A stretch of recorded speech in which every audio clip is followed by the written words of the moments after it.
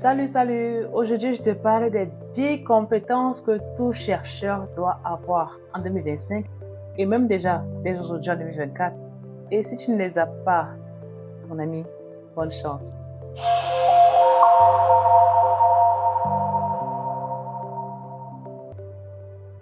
La première des compétences à avoir, tout simplement, la rédaction scientifique. Beaucoup de jeunes chercheurs aujourd'hui, je parle en connaissance de cause parce que j'ai non seulement examiné énormément de CV, mais également j'ai employé beaucoup de chercheurs qui viennent dans des structures et ne savent ni utiliser Word correctement, ni utiliser PowerPoint, ni même Excel. Ça veut dire que tu vois des gens qui sont en master, qui ne savent ni d'Adam, ni d'Ève, comment faire un bon rapport de stage, comment faire un tableau avec des formules, comment monter une présentation. Tu dois leur apprendre toutes ces bases en master. Vraiment, c'est la première des choses à booster. Savoir rédiger pour écrire des articles, pour décrocher des financements, pour parler dans les conférences, pour rédiger des posters. Il faut savoir rédiger. Il faut savoir vendre ses idées. Parce que tout ce que tu as écrit ou tout ce que tu vas vouloir écrire, il faut savoir les vendre. Et le premier moyen de communication pour tout scientifique ou pour tout chercheur, c'est en écrivant. Donc, c'est tout un art parce que c'est même ça qui est ta première vitrine. Ce sont les articles, les patents, les brevets et tout ce que tu fais qui devient ta vitrine. Donc, tu dois savoir matérialiser ta pensée en écrit. Dans tout centre de recherche, à l'université ou dans les industries, c'est impératif. Le deuxième skills à maîtriser en 2025, c'est tout simplement la communication scientifique. Là, c'est un complément de la rédaction scientifique parce que tu as déjà fini d'écrire. Maintenant, il faut savoir communiquer de manière orale. L'art oratoire pour transmettre les informations à l'audience, c'est indispensable. On a vu ça durant la pandémie de Covid parce que beaucoup de scientifiques n'avaient pas ce skills en leur poche, n'avaient pas ce skills de base, et c'était la communication scientifique, la communication à un public général, de savoir transformer des informations complexes en informations très simples et très basiques.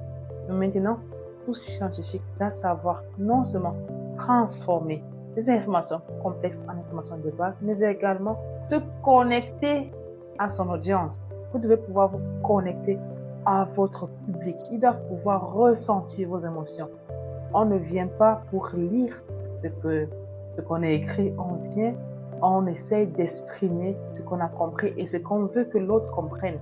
L'art oratoire va de pair avec la rédaction scientifique et ce sont des skills qui, lorsque maîtrisés, peuvent te vendre sur le marché, peuvent te rehausser au niveau international. Parce que quand tu prends la parole et que tu exprimes ta vision de manière claire, intelligible, avec émotion précise, requise pour connecter à l'audience, tu peux décrocher un emploi. Séance tenante. Donc, c'est important pour toi de savoir te valoriser, d'avoir ces skills qui te permettront de te mettre au devant de la scène. Le troisième skill à avoir, c'est tout simplement la collaboration interdisciplinaire. Oui, en 2025, même déjà en 2024, on ne travaille plus dans son domaine précis.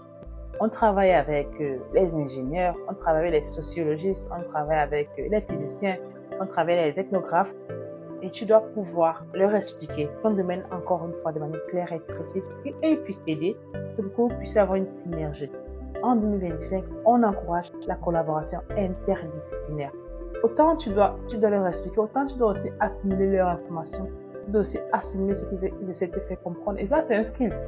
C'est un skill que beaucoup n'ont pas ou alors ne travaillent pas assez parce que ça te demande de faire des efforts pour ouvrir ton cerveau, pour comprendre l'autre avec cette terminologie. Et donc, ce sont des efforts, ce sont des skills parce que lorsque tu es dans une compagnie qui est multidimensionnelle, qui travaille dans plusieurs aires à la fois et qui a besoin que les équipes puissent interagir, si toi tu es le membre de l'équipe qui ne sait pas communiquer avec les autres, interagir avec les autres, tu vas facilement perdre ton emploi.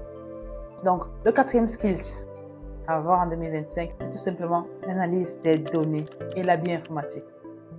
Oui, l'analyse des données parce que vraiment, encore une fois, je reprends mon cas d'espèce où j'ai vu des jeunes en master, ils ne savent ni calculer des fréquences, ni faire les data entry, ni entrer des données dans un fichier Excel. Ils ne savent rien du tout. Les statistiques de base, comme le savoir-faire au sortir de la terminale, les gens viennent en master, ils ne connaissent rien. Ils ne connaissent rien et non seulement ils ne connaissent rien, tu dois lui reapprendre, tu dois trouver celui qui va analyser pour lui. C'est une perte de temps. Là où j'ai compris que c'était indispensable, c'est lorsque je faisais mes études en Afrique du Sud. L'université avait énormément d'étudiants, mais les statistiques disponibles pour toute l'université entière, ils étaient au nombre de 5. Ils étaient au nombre de 5, je dis bien pour toute l'université. Et les statisticiens en question n'étaient pas juste des statisticiens pour faire les analyses des gens, ils étaient également des chercheurs, des enseignants. Ça veut dire que, imagine le temps d'attente pour les rencontrer. Et lorsqu'il faut donner des slots, des disponibilités, c'était des disponibilités de 15 minutes. Ça veut dire que quand tu viens le voir, pour qu'ils prennent ton travail, il faudrait déjà que toi-même tu aies déjà compris l'essence de tes données, pour que lorsqu'ils prennent les données, ils puissent réellement faire les analyses et non refaire ton travail. Mais si toi, tu n'as aucun sens d'analyse des données, tu ne comprends pas à quoi ça sert, bah forcément, tu ne vas pas pouvoir même bénéficier des services de ce statisticien. Si toi, tu n'as pas ce skills, c'est un chercheur pour aller développer ce skills. Sinon, tu vas rater beaucoup d'opportunités. Seulement 10% des gens qui suivent régulièrement notre chaîne ont choisi de s'y abonner. Notre objectif, c'est de monter à 50%. Si jamais tu as eu à apprécier un de nos précédents épisodes ou si tu apprécies la vidéo actuelle, est-ce que je peux te demander de rejoindre ces 10% de personnes qui ont décidé de s'abonner? Et je m'engage en contrepartie à te fournir des vidéos de meilleure qualité, des invités de plus grand niveau et en même temps des sujets qui sont réellement importants pour toi. Le 5e skill, c'est tout simplement l'esprit critique et la résolution des problèmes.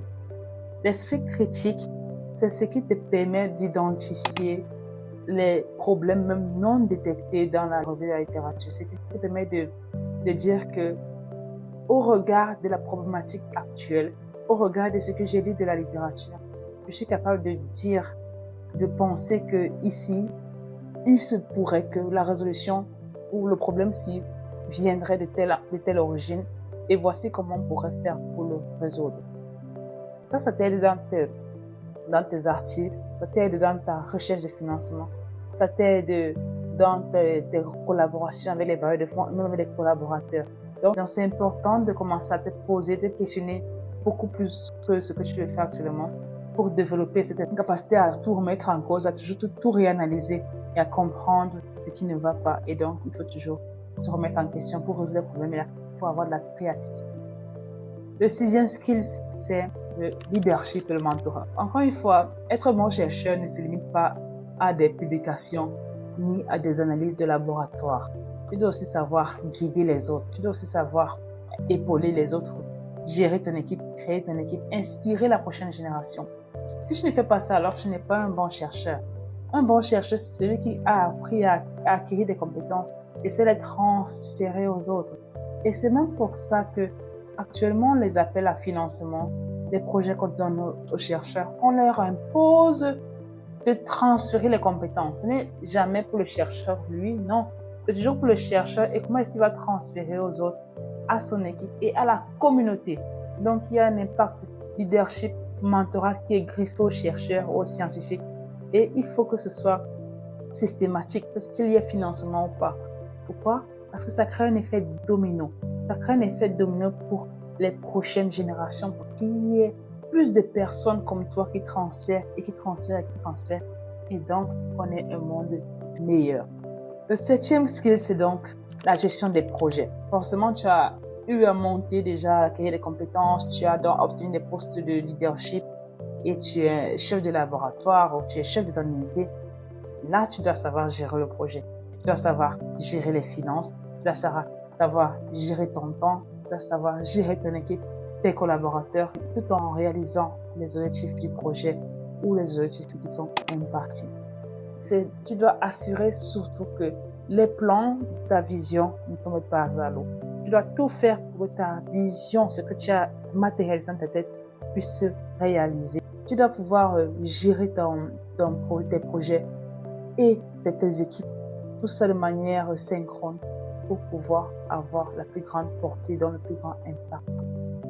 Le 8e skills, celui qu'on ne considère pas beaucoup et qu'il faudrait maintenant considérer, c'est l'apprentissage rapide et l'agilité avec l'intelligence artificielle. L'intelligence artificielle va extrêmement vite. Il n'y a pas un jour qui passe sans qu'on ne nous parle d'une nouvelle IA qui a été découverte, d'une nouvelle IA qui a été créée, d'une nouvelle fonctionnalité des IA et comment est-ce qu'on doit créer nous-mêmes nos IA. Donc, si tu acceptes que l'IA ne va pas s'arrêter aujourd'hui, tu comprends aussi que tu dois apprendre plus rapidement. Je ne dis pas que tu dois apprendre plus rapidement avec l'IA. Je parle de ta capacité d'apprentissage et d'absorption d'informations. Parce que déjà, tu dois apprendre toi-même tous les skills qui te manquent, qui te font défaut. Tu dois apprendre d'autres qui te permettront de devenir meilleur. À côté de ça, tu dois aussi capter toutes les avancées de l'IA au maximum pour les greffer dans tes recherches, dans tes travaux, dans ton unité de recherche. Pourquoi? Pour pouvoir être plus performant et productif. Il faut greffer déjà l'IA dans ta boîte à outils et savoir comment leverage, c'est-à-dire utiliser l'IA comme levier pour te propulser au plus haut. Le 9e skills, ça c'est un skills aussi très important. Moi, je tiens particulièrement, c'est tout simplement l'éthique ou l'intégrité et l'impact pour la communauté. Beaucoup de chercheurs aujourd'hui pensent qu'il faille seulement faire des recherches, avoir un travail très compliqué, très complexe et faire des découvertes et autres. Mais là, actuellement, la roue est en train de tourner et on veut plus maintenant des chercheurs qui sont focus sur l'impact communautaire. Même s'il y a toujours des discoveries, même s'il y a toujours des découvertes, on veut savoir comment est-ce que ta découverte aura un impact sur la communauté. Parce que le but, ce n'est plus de faire de la recherche pour de la recherche. Le but, c'est de faire de la recherche qui se transforme en politique ou en produit ou en quelque chose de pratique qui va sauver des vies de manière tangible. Donc ça, c'est l'impact social. Mais à côté de ça, tu ne dois pas perdre tes valeurs éthiques et d'intégrité. Il faut avoir ces valeurs-là en toi. Et ce sont des valeurs en principe intrinsèques à l'homme. Mais beaucoup à la quête de la fortune, à la quête des compétences, à la quête du succès, mettre de côté l'éthique et l'intégrité. Là, moi, je t'encourage donc à vraiment reconsidérer ces valeurs, ces skills-là, qui est l'éthique, l'intégrité et l'impact communautaire. Parce que si tu veux marquer l'humanité, tu veux marquer le temps, il faut que tu aies une histoire qui tienne la route de bout en bout. C'est-à-dire que tu dois être en harmonie avec qui tu dis être et qui tu montres au monde. 10e et dernier skills.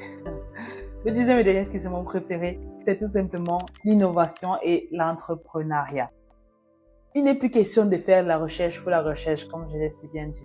Si tu as des idées qui peuvent être mises en pratique, c'est ce qu'on recherche. Actuellement, on recherche des chercheurs qui créent des médicaments, qui créent des outils de diagnostic, qui créent de nouvelles technologies, qui créent des logiciels, qui créent des compagnies. Parce qu'on dit équité de l'aspect grand entrepreneur, de grandes preneurs, c'est-à-dire que je prends l'argent des grandes pour le prendre, je prends grandes preneurs pour devenir entrepreneur. C'est-à-dire que je mets des choses en place qui vont marcher pendant des années, qui seront durables. Parce que les financements qu'on reçoit ne sont pas sustainable, ce n'est pas à long terme. Ce sont des choses souvent à 2, 3, 4, 5 ans, 8 ans maximum et qu'il faille renouveler. S'il y a encore de l'argent, mais s'il n'y a plus de l'argent, eh bien ça s'arrête. Donc la stratégie qui est actuellement recommandée, c'est d'avoir des skills en innovation et en entrepreneuriat pour pouvoir non seulement faire de la recherche qui puisse avoir un impact dans la communauté, mais également faire de la recherche qui puisse se transformer en produit utilisable et commercialisable pour faire des rentrées, non pas seulement pour toi, mais également pour ton pays et pour la société. Voilà. Voici la recette du succès pour 2025. Si tu n'as pas ces skills, commence à travailler dessus dès à présent parce que je t'assure que tu es déjà à la traîne. Moi, j'ai tous les 10 dont je te parle et je pense en élargir davantage. J'espère que toi aussi, tu feras des efforts pour te transformer, avancer plus vite et devenir le chercheur que tu rêves de devenir. J'espère que tu as apprécié de la vidéo et si c'est le cas, n'hésite pas à la liker et pourquoi pas à t'abonner à la chaîne et surtout, ose rêver pour la fête. À plus!